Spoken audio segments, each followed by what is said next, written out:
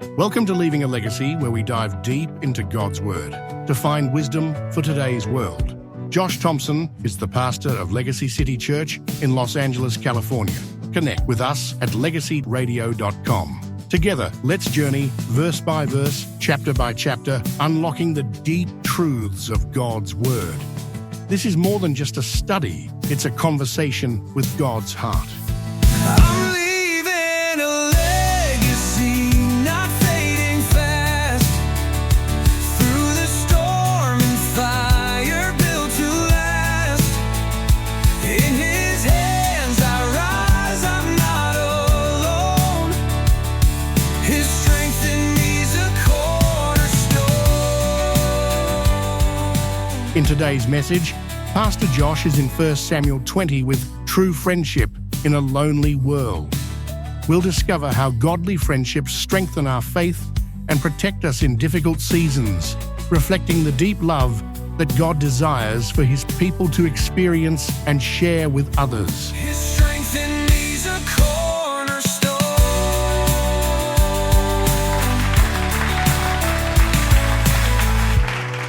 Turn to 2 Samuel chapter 1.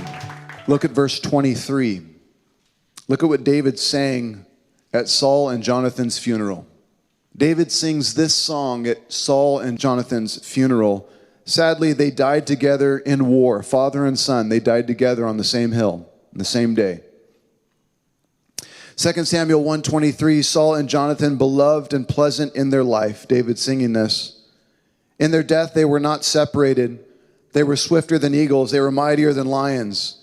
O daughters of Israel, weep over Saul, who clothed you luxuriously in scarlet, who put ornaments of gold on your clothing. Isn't it amazing? David honors Saul, even though he was trying to kill him. How have the mighty fallen in the midst of battle? Verse 25, Jonathan is slain on your high places. I am distressed for you, my brother Jonathan. You have been very pleasant to me. Your love to me was more wonderful than the love of women. How have the mighty fallen and the weapons of war perished? Sadly, in our society in this day and age, this seems like so foreign to us, even to read that. What? Brothers of friendship closer than the love of women? What are you talking about, dude? But those of you men who have gone to war and fought in battle when there is no women around, maybe for 4 years or 5 years, and you're out there in the middle of the trenches, you do battle together. You weep together over someone dying. You take care of each other. You laugh in the barracks together. You have a blast growing together in friendship. That's the kind of love. That's the kind of friendship that was more pleasant than the love or experience of a woman, he's saying. I want to dive into a bunch of points about friendship that I hope might bring you life. Point number 1, if you're taking notes, find godly friends. Find godly friends. To do life with godly friends is a blessing. Jonathan and David both loved the Lord first. They loved the Lord, didn't they? And this caused a deep knitting of their hearts. They saw the love of God for each other. They saw the love of God in each other. And this is the most attractive characteristic in a person. It is the kind of person with the fruit of the Spirit, someone who has love, joy, someone who has peace, someone who is patient, someone who is good, someone who has faith, someone who walks in meekness, kindness, gentleness, self-control, humility. And those kind of people are the best, man. I was just talking with one of the brothers about this the other day. It's like, I've just realized that basically people who love God and I can be myself around are who I like to hang out with the most. And I don't know what I say, I've had some pretty crazy experiences, been able to really hang out with some amazing people on the planet who can bring all the good, beautiful, great stuff. But at the end of it all, if I'm out experiencing some super luxurious, amazing experience, but the people are jerks, kind of don't care. It's like, this is lame. I kind of wish I was with my poor friends doing this thing. It's interesting how that is. You kind of have to experience it first. You kind of have to experience all of the heights of everything. And even, I'm telling you, even the rich and famous are searching out and looking for these kind of people. Love, joy, peace, long-suffering, goodness, faith, meekness, kindness, gentleness, patience. They love those kind of people. Those are the ones that they actually wish would be their friend. A real friend. Someone who doesn't want them for their stuff. They just want somebody to really love them for who they are. Proverbs 26 says, many will say they are loyal friends, but who can find one who is truly reliable? In the first stage of your life, you're shaped by your family. In the second stage of your life, you're shaped by your friends. You become the people you hang around. Show me your friends and I'll show you your future. They will influence you for better or for worse. They will bring you up or they will bring you down. Love this. Pastor Greg said this. Some people bring joy wherever they go. Others bring joy whenever they go. Which one are you? Are you Bobby Buzzkill or Debbie Downer? Are you the one that lights up a room or do you turn off the lights? Are you always building people up or are you dragging them down, Pastor Greg? So good. He is your friend that pushes you closer to God. She is your friend that pushes you closer to Jesus. Psalm 1 says, oh, the joys. This is the NLT version. I'd never read it before, actually, so I was excited to see this. New Living Translation, Psalm chapter 1. Oh, the joys of those who do not follow the advice of the wicked or stand around with sinners or join in with the mockers, but they delight in the law of the Lord, meditating on him day and night. They are like trees planted along the riverbank, bearing fruit in each season. Their leaves never wither, and they prosper in all they do. Happy is the man who doesn't let non-believers influence them. Happy is the person who doesn't let the world, non-believers, influence them. Now, be friends with non-believers. This is good so that you can influence them, so that you can pull them close to God. That's your job as a believer. Find a godly friend and be that godly friend for someone else. 1 Corinthians 5:33, do not be deceived. Bad company corrupts good morals. It's the old adage in high school. You become the people you hang around. It's really true. You see the little groups in high school? Just hang around with that group and you'll become like that group. Show me the 5 people you hang out with the most and I can probably tell you where you're going. Single people, look for a godly guy or a godly girl when you are dating. If they aren't a godly person, don't waste your time. Don't even waste your time. What are you doing? If they don't have a relationship with God, you're really going the long way around. Not saying it hasn't worked in past, it has. But man, I am telling you, it is a headache and a half. 2 Corinthians 6:14, don't team up with those who are unbelievers. How can righteousness be a partner with wickedness? How can light live with darkness? Is this person a wing in your life that helps you fly? Or is this person a weight in the race of life? They drag you down. 1 Thessalonians 5:11, therefore encourage one another and build one another up, just as you are doing. Point number 2, if you're taking notes, friends' hearts are knit together. True friends, their hearts are knit together. They love their friends as they love themselves because they confess to each other, not in formal confession. Brother, I have to confess some things to you now. It's like, dude, I yelled at my wife. Can you pray for me? Help me. I was an idiot at work today. I did this. It was a stupid move. I really shouldn't have done that. What do you think I should do? Confessing. It's talking about it. Our friends know our secrets. We share things with them we don't share with others. That's how you know who your friends are. And we know they will still be our friends after we talk to them about that. Isn't that great? They'll remain our friends no matter what we say. And I love these guys. They say whatever. Uh-oh. But this is what happens when we talk to each other, we share secrets, when we confess. Their hearts are being knit together. And we love our neighbor as we love ourselves. The best way to start a friendship, if you feel like you don't have that right now, is to start, again, trying to hang out with people. Guys, you say, hey, let's go do something together. That's the best way to hang out with a guy.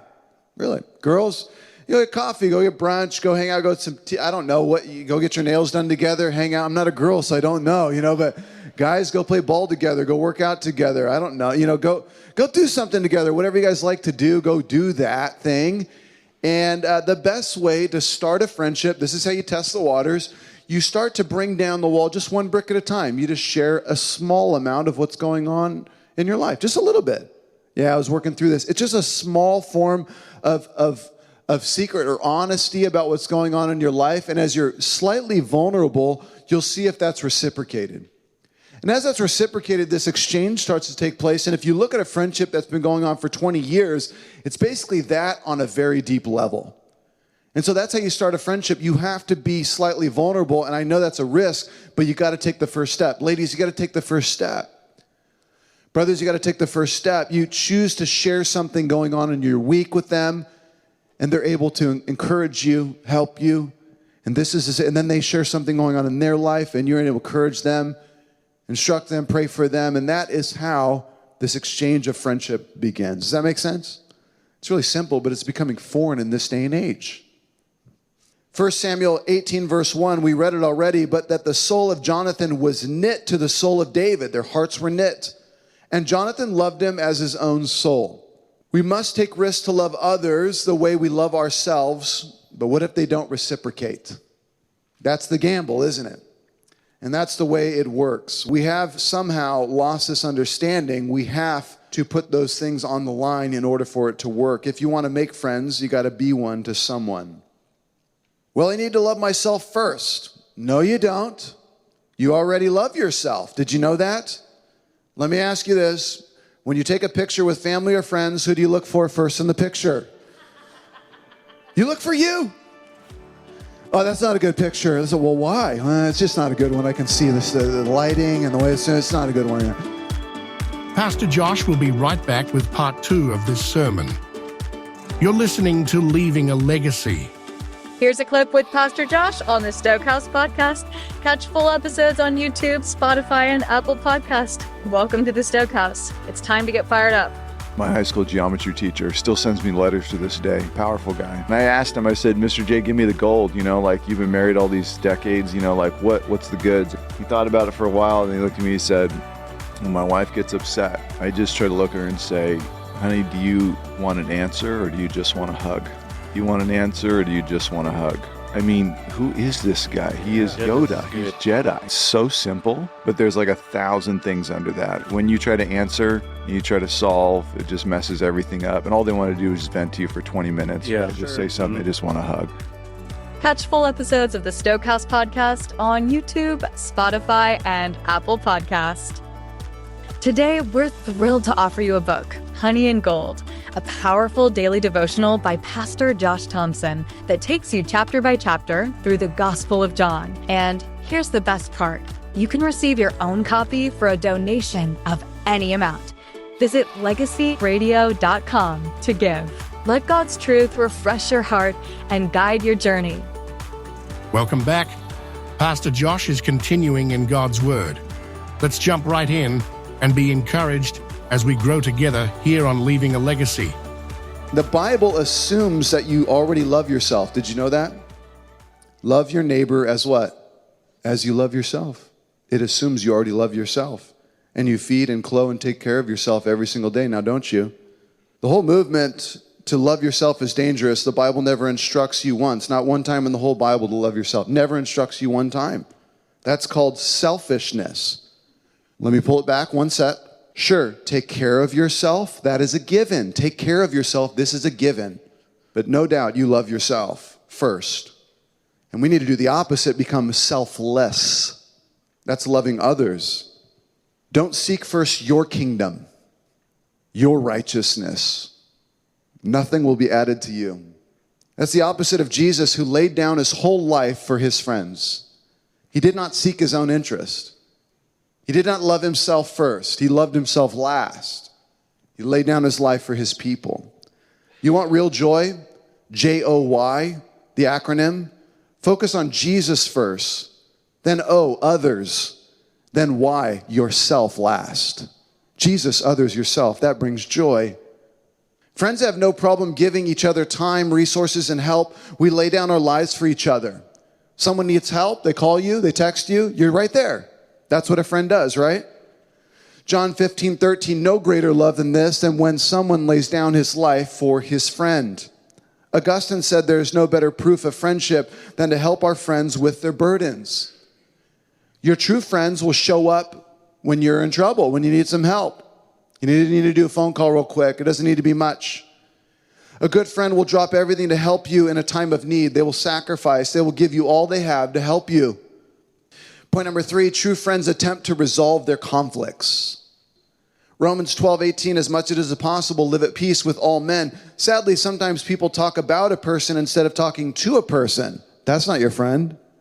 We got to talk to each other. Sometimes envy can creep into a relationship. It's when someone we know starts to gain a bit more than we do, money, position, status, whatever it may be, and we start to become envious, and that can ruin the relationship.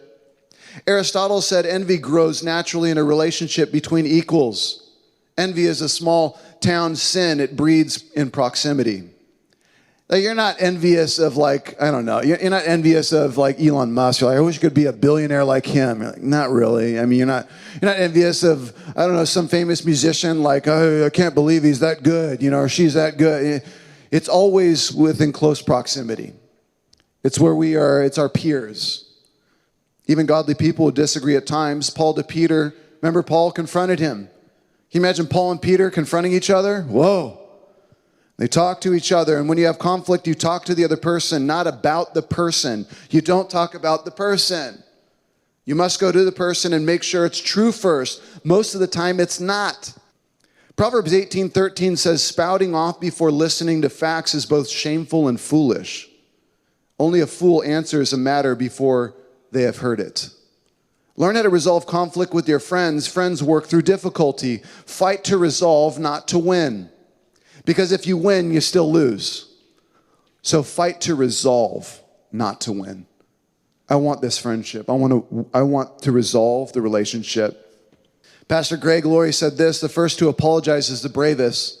The first to forgive is the strongest. And the first to forget is the happiest. In marriage, your closest friendship, can you say this? I'm sorry. Please forgive me. I love you. It was my fault. You must learn this language in true friendship in your marriage. And those who have been married a long time have learned this language. They've had to say it many times. It's the best thing we could ever say to each other.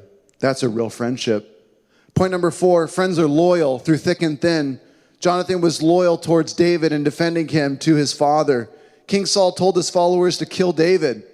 And Jonathan rebuked his father and recalled David's faithfulness to him in killing Goliath. He defended him. Through adversity, through trials, through tribulation, through conflict, the same way that iron is forged in fire, this is when a connection is made. Your friends will defend you when you are not around. Real friends are consistent. A friend is one who runs in when the world runs out. Everyone leaves you, the one who's still around, that's your friend. A friend loves at all times a brother for a time of adversity. Psalm 18:24, a man of many companions may come to ruin, but there is a friend who sticks closer than a brother. You have some of those. Proverbs 17:17, a friend loves at all times, and a brother is born for adversity. A real friend will listen to you and will not jump down your throat. Did you know that? Job's friends were not his friends. They didn't listen. James 1:19, friends are quick to listen, slow to speak, slow to anger. Right? Those are the best friends. They just listen to you. You're like going off, right? You're all you're going off. They just listen. They just listen. And then they'll try to encourage you and maybe even try to correct you. Well, maybe you should think about this. But they don't go off the handle and start pounding you. Friends weep with those who weep, huh? We carry each other's burdens. Friendship doubles our joy and divides our grief. Friends rejoice with those who rejoice. When something great is happening for your friend, you're stoked. You're not secretly wishing it was for you. We just celebrate each other. We outdo one another in showing honor. Point number 5, friends are free to be themselves. They can let their hair down. I love this part. I love letting my hair down. You know, can you guys see me letting my hair down? But friends are free to be themselves around each other. Jonathan and David were also free to express their emotions with one another. You don't have to be anything but yourself for that person, and they love you just as you are. This is real intimacy. This is what everyone in the whole world wants so bad. They just want to be with somebody they don't have to be anything but themselves for. I don't have to put on any show. I don't have to do anything extra. I'm just going to be the real me and just have fun with you. Let's do life together. And those people are the best people to be around. They love you just as you are. You know who that is a reflection of? God. You can be just as you are with him, huh? He loves you just as you are. He knows everything about you. Those are the best people on the planet. A friend is someone whom you dare to be yourself. A friend is a person whom I may be sincere. Robert Waldo Emerson, he said, before him I may think out loud. You can just talk out loud and say whatever you want. It's not going to change the relationship. That sounds like God. That sounds like a real friend. Ecclesiastes 4, 2 are better than one because they have good reward for their toil. For if they fall, one will lift up his fellow. But woe to him who is alone when he falls and has not another to lift him up. We need each other. A real friend warms you up by his presence, trusts you with his secrets, and remembers you in his prayers. Point number 6, friends tell each other the truth. We share burdens and joy with our friends. Jonathan and David were honest and open with each other. With our true friends, we can call and talk about everything. You can bounce things off them, and they'll always tell you the truth. That's, they're your real friend. They're just going to tell you how it is. They're not going to be a yes person in your life. So I don't think that's wise. A true friend will always tell you the truth. Proverbs 27:5, better is open rebuke than hidden love. Faithful are the wounds of a friend. Profuse are the kisses of an enemy. Oscar Wilde said, a true friend stabs you in the front, never in the back. Proverbs 27:17, iron sharpens iron as one man sharpens another. Pull out the swords, we go to battle. We'll tell each other the truth. This is good. That's a real friend.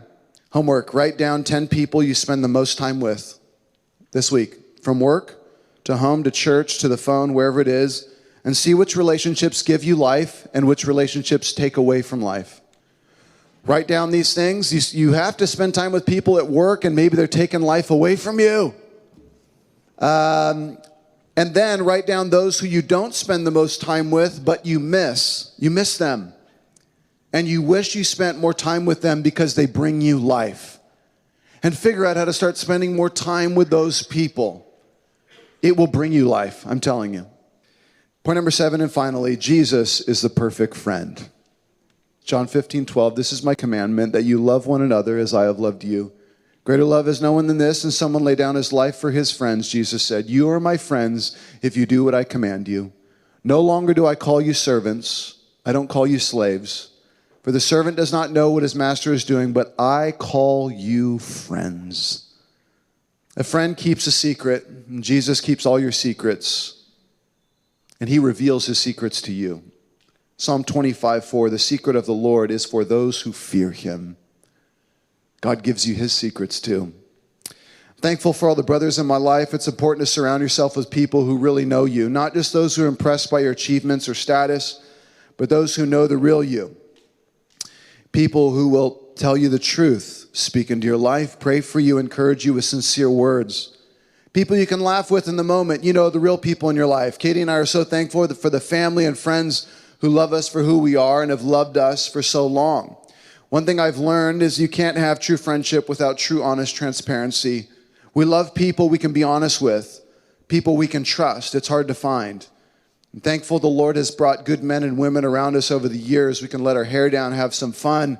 It's those who are just there all these years, just letting me call them, vent, ask a couple questions, hang up, spend time hanging out, doing life, just being the real me. I know that you want that just like I want it in life. I want to quote Charles Spurgeon again to close. Friendship is one of the sweetest joys of my life. Many have failed beneath the bitterness of their trial had they not found a friend. That's all the time we have for today on Leaving a Legacy. Christ-centered friendship is marked by sacrifice. God calls us to walk together, bearing each other's burdens and sharing each other's joys. True friendship truly is a gift and a glimpse of God's own love for us. Let's seek to be true friends to those in our lives. If today's message spoke to you, don't stop here. Visit us at legacyradio.com. We would love to connect with you. And if you would like to receive a copy of our daily devotional, Honey and Gold, the Gospel of John, you can do so for a donation of any amount at our website. Again, that's legacyradio.com. Until next time, keep your eyes on Jesus and keep leaving a legacy for His glory.